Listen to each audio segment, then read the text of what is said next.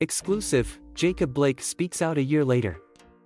I have not survived until something has changed. The fireworks triggered what he felt had been a crescendo of pain over a difficult and turbulent year, particularly when it came to gun violence.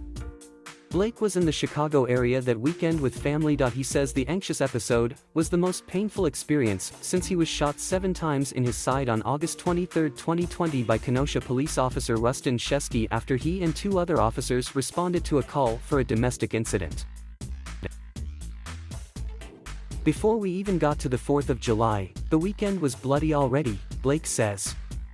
I was watching all of my people dying.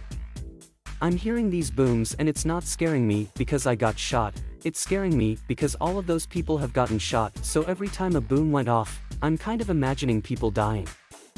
Since then, he estimated he's watched himself get shot roughly 300 times. Blake's shooting came toward the end of last summer, which started with the killing of George Floyd and the nationwide protests that followed. Coming in and out of consciousness while initially handcuffed to the bed around that time, Blake remembers seeing the hundreds that took to the streets in his name. I can't really explain the feeling, it was out of body. I felt like I was floating for a while, watching everything happen, Blake says. It blew my mind that they were that mad about it, that people care about it, that they care about me.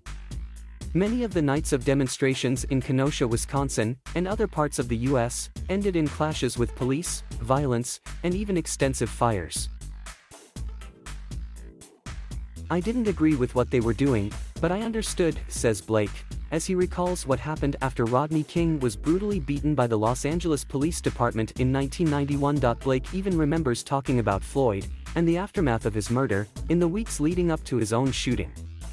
Floyd was killed by former Minneapolis police officer Derek Chauvin in May 2020, nearly 4 months to the day before Blake was shot. I don't have the physical strength to be upset a year later. He feels nothing is different in terms of policing and the general divisiveness of the world, but he's determined to change that.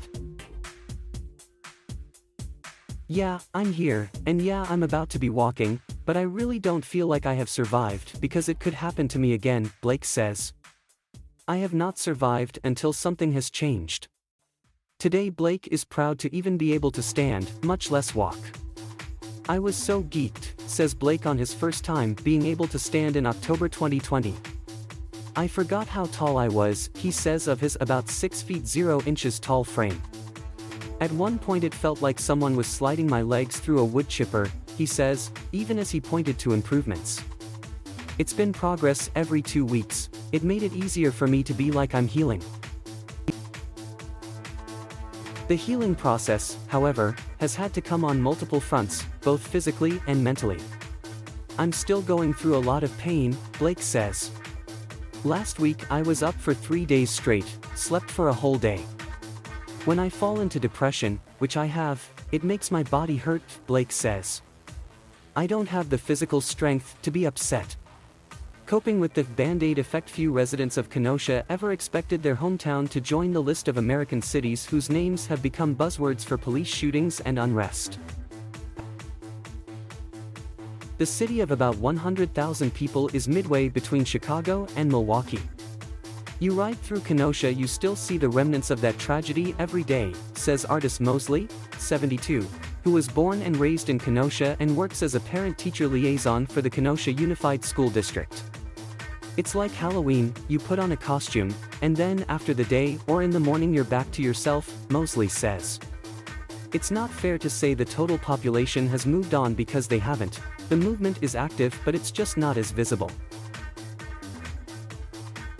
Wisconsin Governor Tony Evers called on the Wisconsin National Guard to respond in Kenosha in the days after Blake was shot, as part of a difficult year, especially for the Kenosha community and especially for Blake.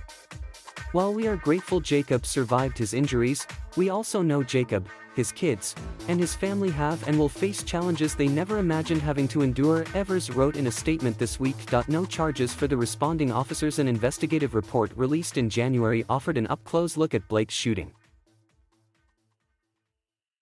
It is my decision now that no Kenosha law enforcement officer will be charged with any criminal offense based on the facts and laws, Kenosha County District Attorney Michael Gravely said, a little over 4 months after Officer Sheskey shot Blake. In part because Blake was armed with a knife and that in the moment before Officer Sheskey opened fire, Jacob Blake twisted his body, moving his right hand with the knife towards Officer Sheskey, gravely cited from his lengthy report. The DA's report found the shooting was justified, in keeping with Wisconsin law, in keeping with the Kenosha Police Department's use of force training and policy, and widely accepted law enforcement use of force standards. Lakeisha Booker, the mother of Blake's children, initially called police that day telling dispatchers Blake had taken the keys to her rental car and would not return it. According to the Kenosha County District Attorney's report, she feared Blake was going to take her vehicle and crash it. Blake's shooting was not captured on body camera video since the Kenosha Police Department did not wear them at the time. However, after the City Council voted unanimously in support of adding body-worn cameras this month, the department is anticipated to begin using them in the field as early as October.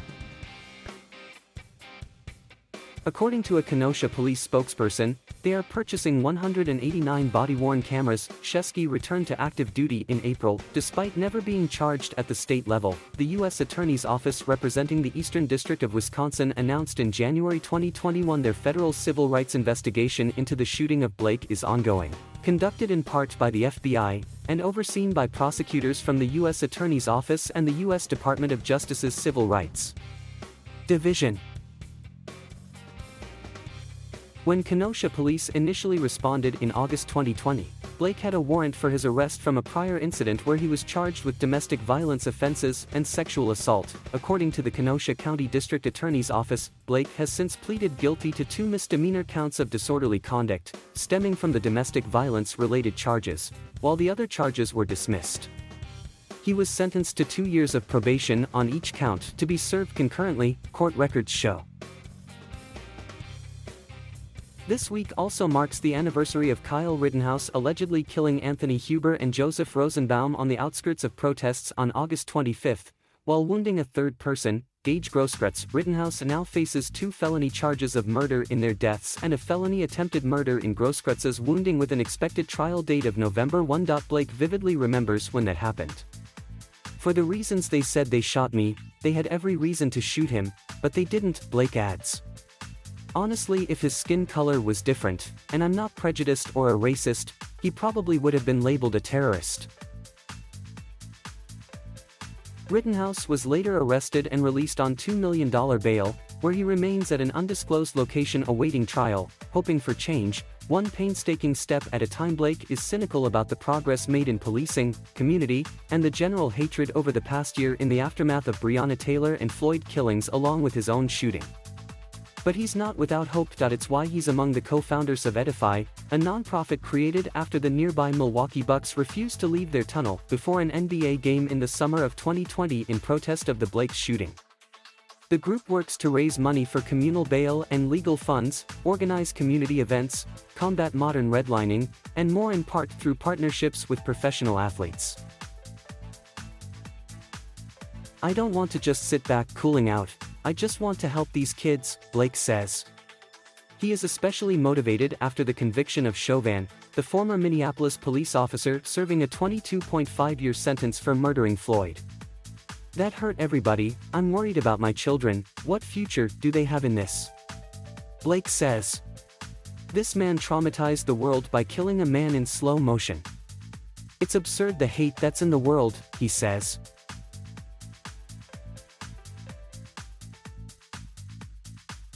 Thank you for watching. Please subscribe,